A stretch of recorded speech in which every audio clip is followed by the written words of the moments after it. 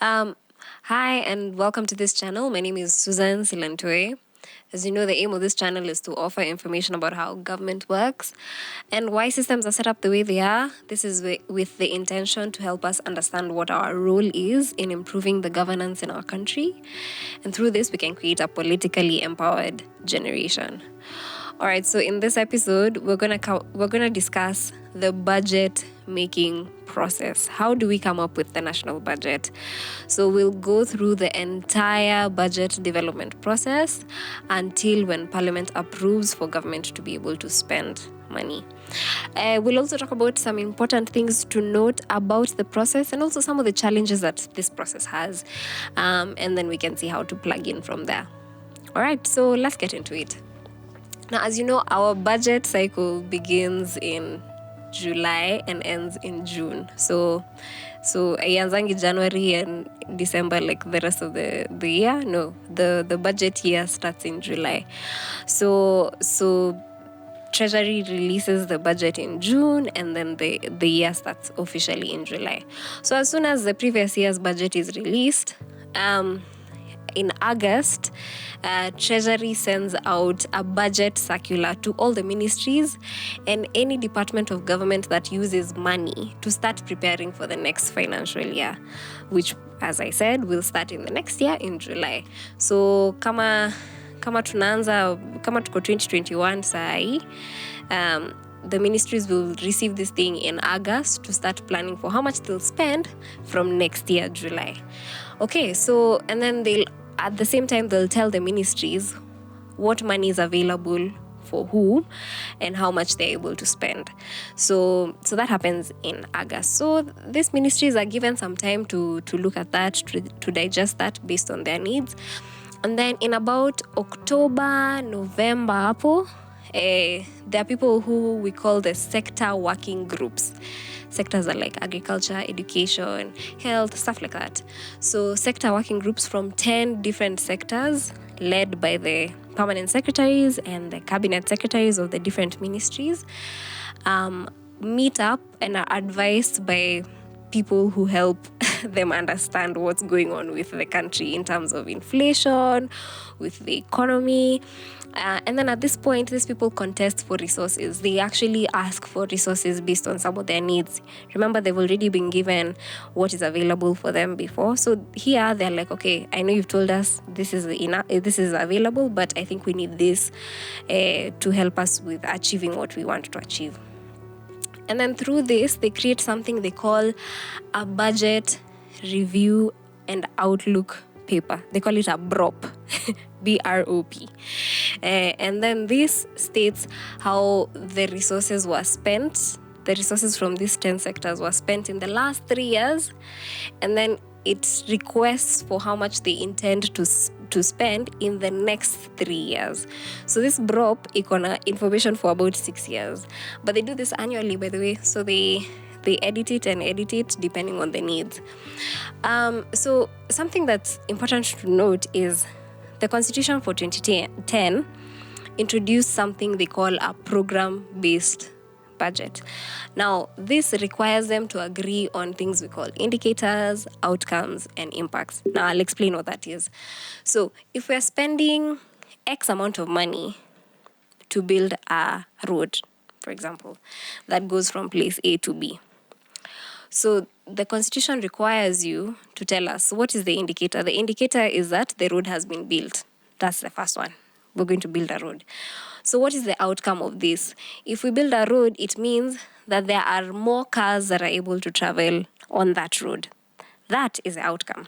So what is the impact of having more cars travel on that road? The impact will end up being that maybe there's more trade in the area and therefore, livelihoods have improved because more money is circulating in the system. And that's how it has to be. So if you're going to build a road, you have to explain to us, so what benefit does that road do? If you're going to budget to build a factory in a specific place, you have to tell us how, what is the outcome of that and how will it impact either the country or the society that is there. So that's how our budget system works nowadays. Okay, so back to the BROP document that we've developed. So this BROP document is submitted to the cabinet and also parliament for review. Once it is approved by cabinet, there are budget sector hearings that are usually held in KICC around November-ish, December, and during these forums is where the public and other stakeholders in these sectors are actually invited to give their views about how much these estimates are. So all these views are considered and then they are prepared in a document they call a draft budget policy statement. A draft budget policy statement. And then at this point, it is returned back to the treasury. Hey, so tumeenda mbali, tuko wapi? Tuko like December hapo. So we've come up with a couple of documents and then we finally ended up with a draft budget policy statement. So anyway, it goes back to the treasury. So once it's at the treasury, it is submitted for public participation. However, the funny thing about this public participation is that it's done through the treasury website and through newspapers. And the public is allowed to give their views about this budget policy statement. Is this realistic? It's a good step, although it does actually limit the number of people who can contribute to this. Have you even ever heard of this public participation that is held at this time? Let me know. Have you ever been to any of the budget sector hearings at KICC? Let me know in the comments. If you have, what was your experience with that? If you haven't, let me know if you've ever heard about it anyway. Okay, so once the public gives their views through the website and through newspapers, to the budget policy statement, it is compiled and then they have a final budget policy statement. So now tumevuka mwaka. So we have a final budget policy statement and this is submitted to parliament by the 14th of February. So on that 14th of February, when you're doing your Valentine's Day, kumbuke kuna vitu nyingi zina happen at this time. On 14th of February, the Treasury will submit 3 documents to Parliament. Now, these documents are 1, the budget policy statement, which we've just talked about how it was developed. Number 2, it will submit something we call the medium-term debt strategy paper. Now, this medium-term debt strategy paper just basically gives us what the amount of money that has been borrowed in the last 3 years by Treasury, and how it is being spent and how it is being repaid. And then it also projects in the next 3 years how much will Treasury want to borrow. So then this paper is also put together and it's submitted to Parliament. And then the third document that's submitted to Parliament is a division of revenue bill. Now, I've done an episode about division of revenue and I'll link that in the description box below. But basically, it's just how revenue is distributed between the national government and the county government. National is ministries, parastatals, departments, and then county governments is your county, whichever county you're from. So if it's Nairobi County, Kisumu County, whatever. You can let me know which county you're from, by the way, and whether you receive... whether you know how much you receive as revenue. Yeah, I'd like to hear that. Anyway, so what have we said? We've said that 3 documents are submitted to Parliament. The final budget policy statement, the medium-term strategy paper, and the division of revenue bill. So those 3 are submitted to Parliament. And for 2 weeks, Parliament is supposed to review these documents. It's supposed to subject these documents to public participation. And then they're supposed to approve it with or without amendments by the 1st of March. And it is at this point that government borrowing is approved. So by the way, you remember when we were trying to tell the IMF we can't borrow, that loan was probably approved by the 1st of March. And it was approved by Parliament, by the way, by your MPs. So by 1st of March, we've already agreed on how much we're going to borrow. We've already agreed on an estimated amount which the budget is going to be. So, and usually during this period, people usually are allowed to come for public participation. So, yeah, hapo ndio tumefika sasa. So we've approved budgets. We've approved debts. Now we are still going on with the budget process. Anyway, so After this whole process, by 1st of March, these documents go back to Treasury, and every recommendation that has been given by Parliament, both through public participation and through its members, are taken into consideration. And then through this, now they prepare estimates of exactly how much is going to be spent where, specifics of which project gets what, which ministry gets what. That is all done, and it is finished by April. And then by 30th of April, it goes back to Parliament again. Hey, tumeenda hivi back and forth, but tumerudi sasa. We are now at Parliament. And then now when it goes to Parliament, it goes before the Budgets and Appropriations Committee. And then this committee will use this to prepare a bill we call the Appropriations Bill. And this bill allows government to start spending the money. So all this is done and completed by 30th of June. In the month of June, actually, the CS of Treasury goes to Parliament to present all these findings of the entire process from August last year all the way until what the budget estimates are, and then Parliament will approve it by 30th of June.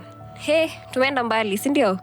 But basically that is where we are at. That's how we come up with a budget. You might be wondering, like, okay, we have public participation. Do people usually contribute to some of these things? Like, are their views taken into consideration? And yes, actually, something that could be noted is that there's usually some money set aside to fund some projects that are proposed during public participation that the public feels has not been included in the budget for the year. An example of such a project is actually in 2014 and 2015, there was a budget allocation for sunscreen for people living with albinism. And people felt like there was no allocation for people living with albinism in the budget, and therefore they proposed this project. And now it has become an annual budget item since then. So don't feel like your views are not taken into consideration. Actually, sometimes they are, and they end up being a budget item for the budget. So if you have some views about how government should spend, maybe try go for those public participation forums and then contribute. Maybe your idea might be taken into consideration. So that's just it about the budget making process. That's how it goes from August to June, and then the cycle repeats itself. So some of the challenges that are there with this process is that one of the biggest challenge is that this process is not, like, people don't really understand this process, and there's not been enough civic education to educate people about this process. And so it's difficult to actually find people to participate in these processes because we don't really know. But do you know like how you can plug into this budget process? And if you do, tell me how you found out about it, because a majority of people really are not aware of it, and so it's difficult for people to engage. Another challenge of this is that how public participation is done can be a little bit difficult. Those documents that are submitted in Parliament by Feb 14th, those 3 documents that we talked about earlier, they're usually like really long, like 250 pages, 350 pages. And they're only given 2 weeks for public participation and for Parliament to review and finish this process. So, sijui nani ana expecting like normal citizens to read through all these 250 pages and be able to give feedback. It can be a bit unrealistic, and the time that's given also is a bit short. So ni ngumu for basic people to plug into this process. But this is something that obviously can be raised and hopefully can be changed, because at the end of the day, our constitution actually gives us the right to contribute to such processes. It is our fundamental right as citizens to be able to contribute to that. So that's something maybe we can pursue in different ways on how that can be changed. And then the last thing, again, we talk about debt. The debt process also is quite unclear. And as we can see, Parliament is the one that does all these things. And it's still not very clear to most people that it's actually Parliament who's responsible for it. And so it makes us have so much confusion about who's borrowing, what are we borrowing, and then obviously coupled with a lot of corruption, we get really mad about it. But the truth is, there's not been enough education to tell us about this. So anyway, that's an area of improvement that I think government can look into. I don't know. Do you have any ideas about how we can learn about this process better? Let me know in the comments. I guess we can do another episode about this to discuss this in detail if this is something of interest to you. Let me know. Let me know in the comments if that's something you'd like to see. And I've linked some links in the description box if you'd like to look at this process further. I'll link also some documentation if you'd like to read further about this process.